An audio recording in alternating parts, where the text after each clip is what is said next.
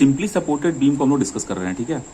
और हम ये जानना चाहते हैं कि अक्सर ऐसा कहा जाता है कि जहां पर हमारा SFD 0 होता है वहां पर हमारा बेंडिंग मोमेंट मैक्सिमम होता है, लेकिन इसका मैथमेटिकल सेंस क्या है? कैसे हम ऐसे बता दें कि जैसे अगर इसका हम SFD ड्रॉ किए, ये हमारा यूडीएल था और यहाँ पे हम इसको SFD इसका ऐसे ड्रॉ कर दिए सिंपली सपोर्टेड केस में, तो यहाँ पे SFD 0 है, तो यहीं पर बेंडिंग मोमेंट मैक्सिमम क्यों होगा? क्यों होगा यहीं पर? और उसका डायग्राम कैसे बनेगा? BMD कैसे बनेगी? BMD के लिए क्या करना है आपको? फट से ऐसे 0 न्यूटन मीटर का लाइन ड्रॉ कर दीजिए और उसके बाद BMD ड्रॉ कर दीजिए। अब इस तरह की BMD या तो ऐसे ड्रॉ होती है या तो ऐसे ड्रॉ होती है, ठीक है। आपको पता है कि ये जो लोड लग रहा है ये हमारे बीम को कैसा शेप देगा? हॉगिंग या सैगिंग? तो ये हमारे लोड को ऐसे शेप देगा, सैगिंग बना देगा।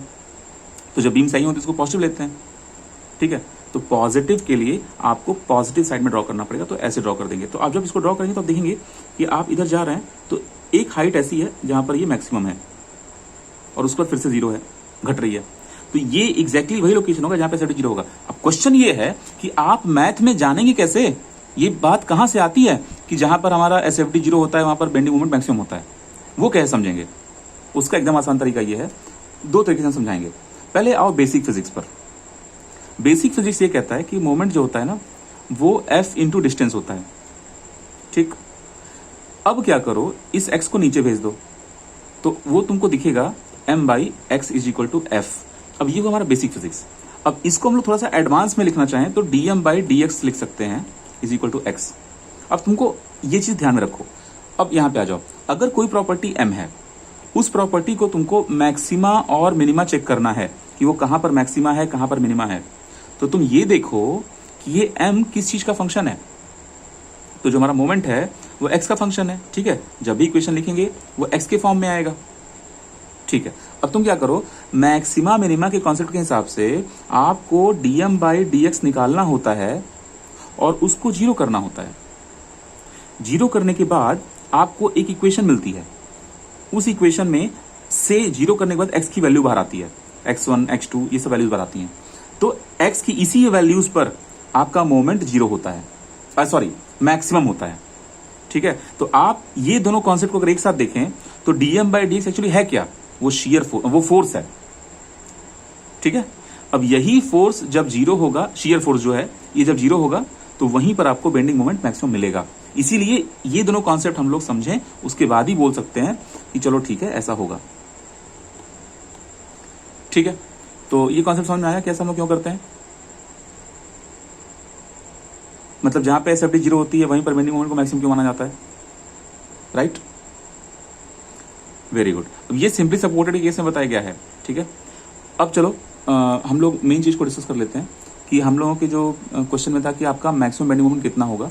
तो कुछ नहीं है, यहाँ पर जो तुम्हारा ये है बीम है ऐसे दिया हुआ है, बस फटाक से तुम इसका अगर SFD ड्रॉ, इसको लगाने के 2 तरीके हैं, 2 तरह से क्वेश्चन सॉल्व हो सकता है।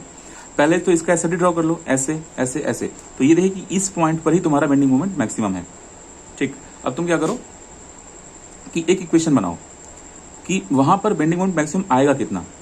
तो जरा समझो कि यहां पर जब तुम ऐसे ड्रॉ करोगे ये ऐसे BMD, तो यहां पर जो बेंडिंग मोमेंट आ रहा है वो किसकी वजह से आ रहा है? वो किसकी वजह से आ रहा है? वो जो आ रहा है बेंडिंग मोमेंट यहाँ मैक्सिमम, वो इस लोड की वजह से आ रहा है। यहां पर जो हमारा लोड लग रहा है इसकी वजह से आ रहा है, प्लस ये जो बीच का डिस्ट्रीब्यूशन बच रहा है उसकी वजह से आ रहा है। तो तुमको क्या करना है, तुमको जो अपना बेंडिंग मोमेंट निकालना है उसको निकालने के लिए तुम इस लोड वाले का और इस वाले का मोमेंट निकाल लो और आपस में सम्मिलित कर दो, मिला दो, और जो फाइनल आंसर आएगा वो यहाँ का बेंडिंग मोमेंट रिप्रेजेंट करेगा, वो मैक्सिमम होगा। एक तो तरीका ये हुआ, लेकिन गेट में आपको इस तरीके से नहीं करना है। गेट में आपको क्या करना है, जितने भी स्टैंडर्ड डायग्राम्स हैं वो डायग्राम्स आपको याद करने हैं। वो हम क्लास के वीडियो में बताए हुए हैं कि जितने जितने भी डायग्राम्स हैं स्टैंडर्ड वाले वो आपको याद करने हैं। तो स्टैंडर्ड डायग्राम कौन कौन से होते हैं उनका आंसर आप याद कर लीजिएगा। उनको हम PDF में भी भेजे हुए हैं, तो वो PDF हम आप लोगों के साथ शेयर कर देंगे, वो PDF आप लोग रेडी कर लीजिएगा। तो सारे स्टैंडर्ड वाले याद कर लीजिए।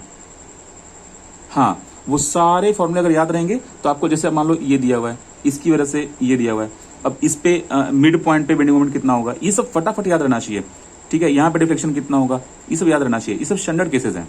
स्टैंडर्ड केसेज को सॉल्व करने के लिए टाइम वेस्ट करने की जरूरत नहीं है। जब क्वेश्चन थोड़ा सा टेढ़ा आ जाए उसको सॉल्व करना चाहिए। लेकिन जो चीज ऑलरेडी अवेलेबल है, ऑलरेडी क्वेश्चंस बन चुके हैं, उसमें तो एकदम उसका आंसर एकदम रेडी रहना चाहिए आपका। चलिए अगला करते हैं।